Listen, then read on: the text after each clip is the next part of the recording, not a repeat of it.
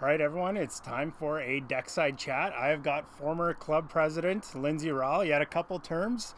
In addition, he just played a grueling soccer match on site as a member of the Team Red Card alumni. So, Lindsay, thanks for coming on for a deckside chat. No problem. Thanks for having me. So, Lindsay, let's talk about those president years. You were president a couple times. Yeah. I think it's always an honor to be in a leadership role of any kind with the club. But I think the first time, I think it was pretty natural because I've been with the executive for a long time, and I was very familiar with everybody. The second time, I think it was more challenging. I had to do more work at getting to know everybody and working with everybody, being more productive. But like I said, both times, I mean, if you get a chance to be in that position as a member, then do your best and make the best effort to work with everybody involved.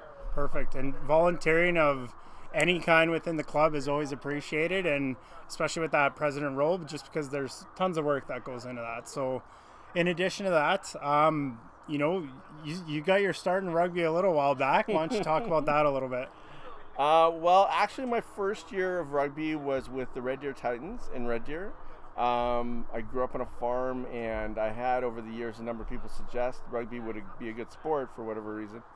And I think it was in the 1996, I had an opportunity where I wasn't working any weekends, and I just went and played for that team. And, just do what you do when you're a rookie, go to all the trainings and work hard and try to learn the game. And it was a good year. Won Rookie of the Year in 1996, and the following year I moved back to Edmonton, started with the Druids, and just fell in love with the club, and it's been great ever since. You've had a number of years with the Druids. Like, how did you get started with the club, and then how did you kind of grow into the player to the volunteer to the leadership role as the president? So I was working pretty close to, the closest to the Strathcona Druids, and I went to 3 different clubs trainings, the LTs and the Nor'westers and the Druids, and at that time I just was really I really liked the culture of the Druids at that time. It was like honest, friendly team. A lot of talented players back then. This is in the late 90s. And so you had to come to training to get your spot. But every division was respected. And we had to do a lot of fundraising back then, which is something we've always been challenged with. But I think at that time the most I think there was the most commitment to doing bingos and all the fundraising we need to do to keep the club going, and everybody held hands and worked to do that together. Yeah, for sure. That was a big part of those 90s and 2000s for sure. I remember all the bingos myself, and you know what? It was good fun too at the same time. It was. You're right. And to everyone who's doing things right now, whether it's security or anything like that, it's not just an opportunity to volunteer and help the club, but you talked about the culture a little bit, and it seems like that's one of those areas you can kind of build those cultures. That's right, yeah. Is through that volunteerism at the same time too. So it's good that you bring that up. And some of my finest friendships through the rugby club were formed through security, through bingo halls, all that kind of stuff. So that's awesome.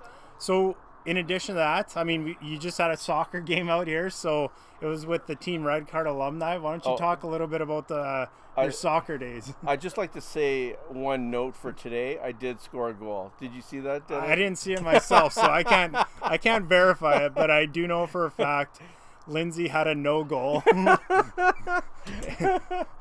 by kicking the other team's free kick into their net when we actually played our first season of soccer. So I thought that was a rule that you had to do that personally.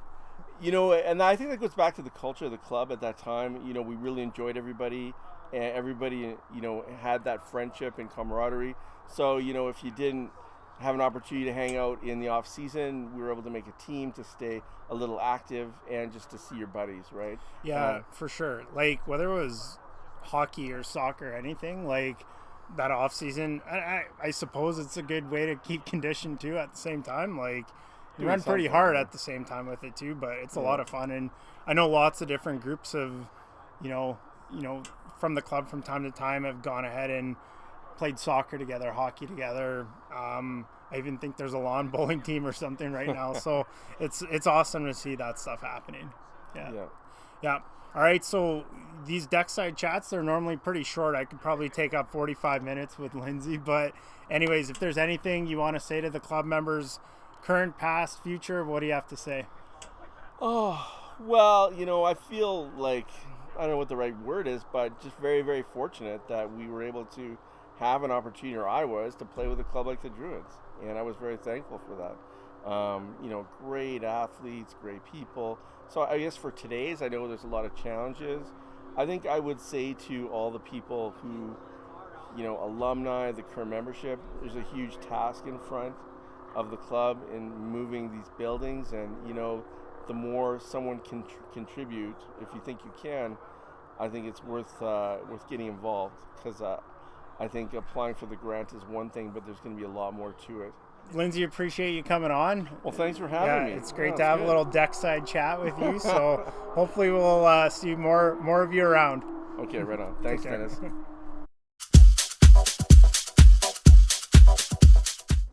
Okay, it's time for alumni chat, and I've got with me Robin Lofstrand. She is a women's player from the, I guess, mid-2000s to mid-2010s. Is that right, Robin? You got it. Yeah, you got it. Yeah, perfect. So, Robin, thanks for joining us. Thanks for having me. Yeah, so let's get into the start. How did you get started in rugby? That actually 100% can be attributed to Alex Moropoulos, now Jaworski. I played volleyball until the end of high school and ran into the end of my club volleyball days, and she said, "You need a new sport," and showed me how to throw the ball and basically dropped me off at Druids practice. So that was how it started. Okay, so that switch from volleyball to rugby, what was that like? It took a while to get used to, but I generally, from the first practice at Druids, really loved it. So it was a good experience right from day one. All right, so volleyball, what position were you playing? Middle. Okay. So got to be kind of the tower at the net, blocking and all that. Blocking, yes, yeah. That was my game. Yeah, and then so getting into rugby, what position did you start off at? Oh, I think I played one season with Matt Parrish, and he decided I should start as a prop, which was very hard, not knowing any of the rules. And then I worked my way backwards down the lineup. Okay, so where'd you end up? In the centers. So you started off at prop, ended up in the centers. What are all the positions you played kind of along that journey, I guess? I think I played a couple years at prop. Most of my games were second row, and then Helen had the bright idea to put me in the centers one game, and I think she was joking, but she decided to keep me there. So that's how I finished it out. So was it speed? Was it tackling? Like, how'd you end up in the centers? I think she was just trying to play a practical joke or something so that the other team's centers would look over and be like, "What the heck?" And I must have done okay because she let me keep going. So. Oh, there you go. So then you had silky hands then. Oh, I don't know if I'd go that far, but I sure tried really hard. Yeah. So out of the range of positions, then which one was your favorite? Probably second row, I would say. I mean, centers was really fun, but I felt most at home when I was playing second row, so that's always good. Perfect. Okay. When you think about like your playing time, what type of years in particular stood out for you and the Druid ladies when you guys were kind of peaking or anything like that, just in terms of like success on the field? We had some really great years, and unfortunately my memory is one of those that sort of accumulates all of my rugby stuff into one nice big lump. I could not pinpoint a year that was our best or my favorite. but we did have some really great seasons where everything was clicking, from the rugby to the social side. Everyone on the team was getting along. It wasn't cliquey. It was fun road trips. Everything just great from beginning to end of the season. We had quite a few like that. So. Okay, so in that, for lack of a better term, rugby blob of memories. That's what happens when you get your head knocked around. You can't remember specifics anymore. So in the big blob of memories, I guess, are there any specific like road trips or anything like that stand out for you the most? I always had a love-hate relationship with our Lethbridge road trips, because we would go down and back and play Lethbridge in a day. And I can remember one in particular where it was so hot and so windy in Lethbridge. The kickoffs were like going up into the air and then almost traveling backwards with the wind. So you'd have to remember when you're in Lethbridge to have a totally different game plan, to take into account that it'd probably be over 30 degrees. You probably just got out of a vehicle driving for 5 or 6 hours or whatever it is, and that the wind would be half the game. It would make things very difficult, and then half the game it would help you out. So yeah, I remember doing a few of those games, and like it was always windy there. Even Calgary a lot of the time was fairly windy, but Lethbridge was like really windy. And to your point too, it was hot. Like even with the wind, it was still hot. And you just get off a bus ride of 6 hours, to what you're saying. Legs are stiff as boards.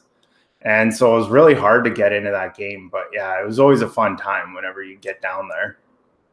I also remember we were trying to warm up, and they had somebody out there with a bucket of sand, like filling the gopher holes. So it was one of those fields where you could like lose an ankle in a hole. So you have to be pretty aware of what you were doing. Yeah, for sure. Okay, so within a lot of the, like, you obviously played for a number of years there, but you were pretty involved on the social side too, helping volunteering and supporting with the club. Talk a little bit about what you did in those roles, and kind of that aspect of the club that you enjoyed too. I was thinking about that before we started. There was actually quite a list. So I ran the kit shop for a while, which was the best because it meant that I got to interact with all the players when they needed kit. So that helped me on the social side of just basically feeling like I knew everybody. For a while there, I was designing the kit too. That was kind of fun. Not the field stuff, but our t-shirts and hoodies and all of that. Alex and I planned a lot of the parties and came up with themes, and we called ourselves the hype squad because sometimes it's hard to like get people involved with things. So you had to like make sure they knew the date, knew it was coming up, knew they were excited about it, so you could get lots of people out.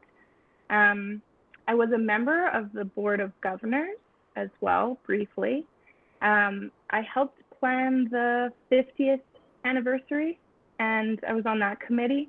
And I coached mini rugby. That was a highlight as well. What age group for minis?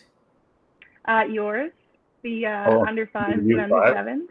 Yeah, I was telling Evan that I might have to come back as your assistant coach next year. Well, this year we had Dylan and Evan helping out, and so if you came out, it's just we had about 25 kids this past year, and so all the help is appreciated. I'll say that much. But that's amazing. When I was coaching, it was such small numbers that on Saturday mornings they would just put like 3 clubs together onto one team in order to have enough kids to play. So the fact that has grown so much is fantastic. Yeah, so they still do kind of like the centralized Saturday mornings with all the clubs, but Friday nights have turned into like just this awesome night for junior rugby in general, not just under 5s. Like you come out to the club on a Friday night and it's one of the best like images of sport you could see. It's awesome. So it's really good. So good to hear. But it's all built from like, all the previous coaches and people like yourself who have really committed yourself to kind of supporting the club in a number of different ways.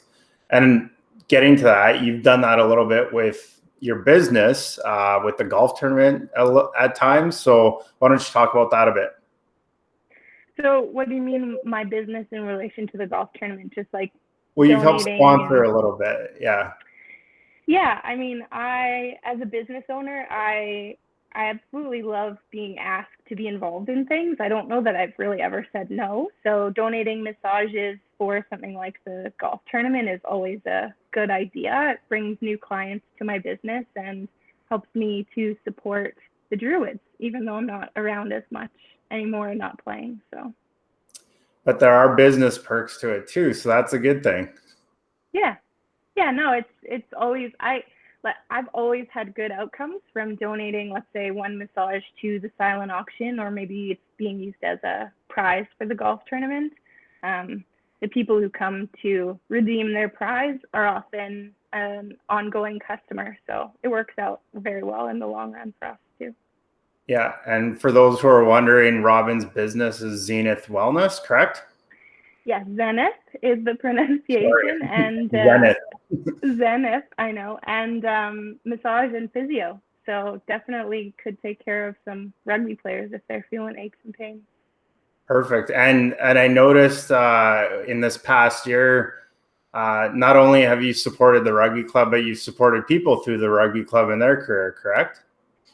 Yes, we have 1 year ago, almost very close to today, actually. Sarah Hollowaychuk joined the team at Zenith as a massage therapist, and she has been doing phenomenal right from the very beginning.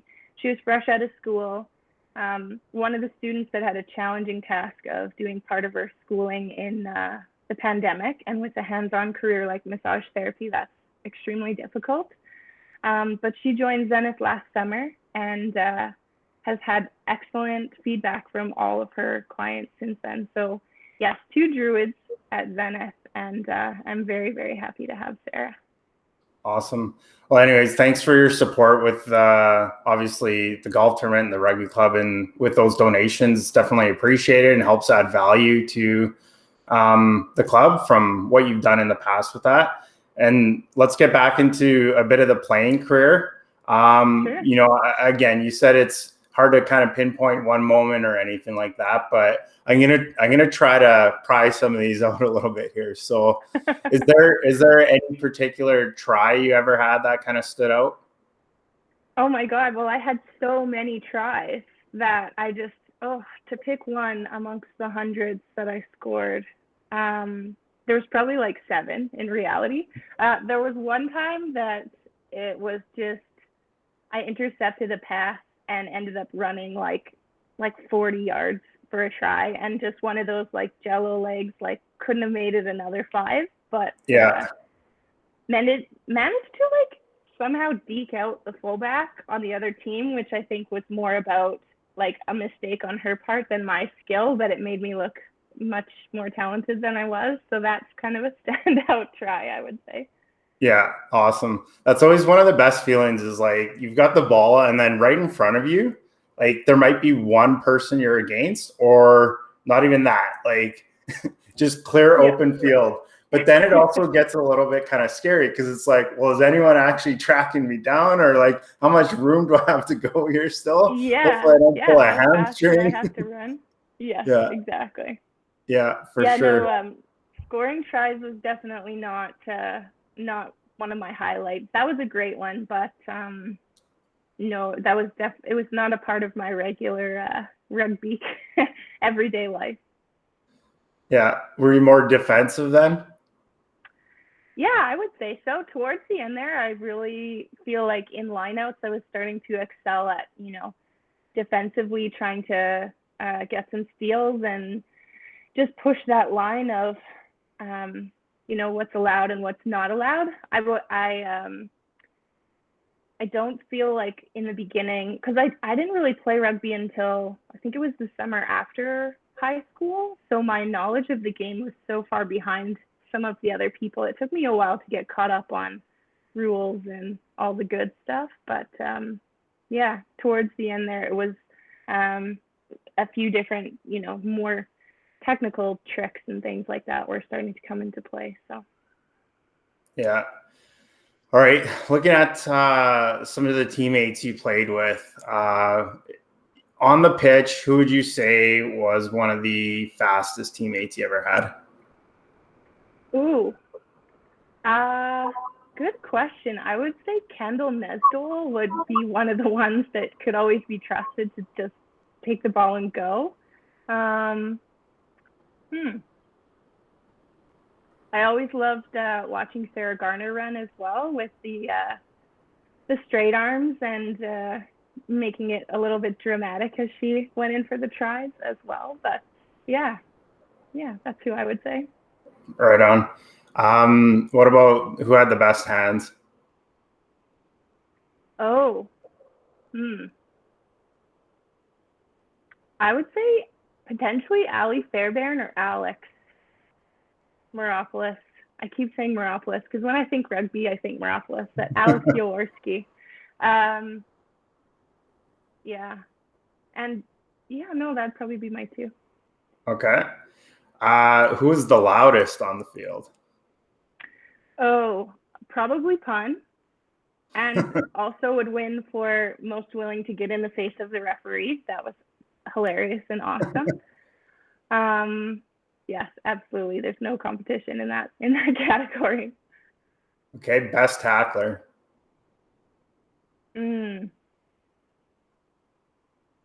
This feels like time traveling, trying to remember these things on the field.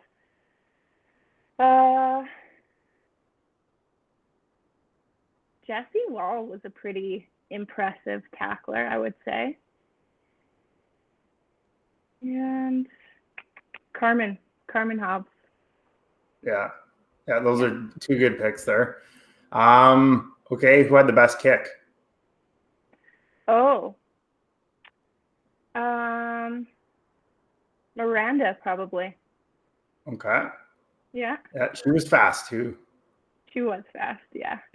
Yeah, for sure. Did you ever try anything like a drop kick in a game? Oh my God, I practiced drop kicks so much. Like I wanted to do that, but I don't think I ever pulled it off in a game. No. Yeah, that's one of my biggest regrets is like in game. I tried it once when there was nothing left, but it was from like 45 out against the wind and it was on target, but it came up short. Yeah. But that's the only attempt I ever had. And like, there's so many other times where I'm like, oh, I just wish I did it just so I could say that I did it. Right.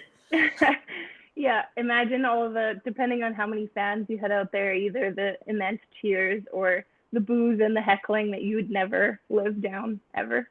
Yeah. It's not something you always expect, but it's also, if it goes wrong, yeah, it probably doesn't work out for the best, but yeah. Okay. Who is the toughest scrummager that you've played with? Probably Lauren Green. Lauren and Tracy were with me in the forwards for a lot of the years that I played, and they were extremely tough and just the kind of people that you could count on to continue even when things were not going well. So yeah, very much enjoyed scrumming with those girls. Okay. Who's the toughest opponent that you could like pinpoint sort of on the whole throughout your career? Like what club gave the Druids, the biggest difficulty? I think at various times our main rival would probably have been the LTs. And depending on the year, it seems like playing the clan, there were a couple of like grudges between certain players that made things a little bit spicy and always fun. But probably those two. Okay. Well, we'll kind of wrap things up. If there's anything that you want to say to club members, people who are actively playing now, former alumni, just about your time at the club, this is kind of like the open mic moment where we just toss it over to whoever's chatting and let them take it away. Oh, okay. Well, I guess I would have to say that my rugby career was so impactful for me and just some of the best times of my life. I honestly don't know where I would be at right now if I hadn't played rugby. Every part of it was important, from the actual sport and the fitness keeping me healthy to that social aspect. I've made lifelong friends from the Druids that I will, know forever. Even managed to have fun doing things like working security. Like those are some of my best memories too, is like Big Valley and some of those concerts where you got put off in a corner with someone, you got to know them chatting over the course of your fundraising. But yeah, I guess I'm looking forward to the coming years and sort of trying to reintegrate on the social side, maybe coaching, maybe just, yelling at you from the sidelines, who knows? But I hope to be a lifelong member. I hope to be old and gray on the deck, drinking a beer and watching the newest crop of Druids. So yeah, it's been life-changing and very, very happy memories from the Druids. Absolutely. Awesome. So what you're saying in kind of summary is that the switch from volleyball to rugby was a good move for Robin. Yes, I would say that was probably one of the better moves that I could have made back in my post-high school days. Right on. Well, Robin, thanks for taking the time out of your day to join the podcast. Appreciate having the conversation. And I'm sure there's lots of people who are going to look forward to hearing from you. Thanks. It was nice to be on. It was nice catching up. Thanks for inviting me.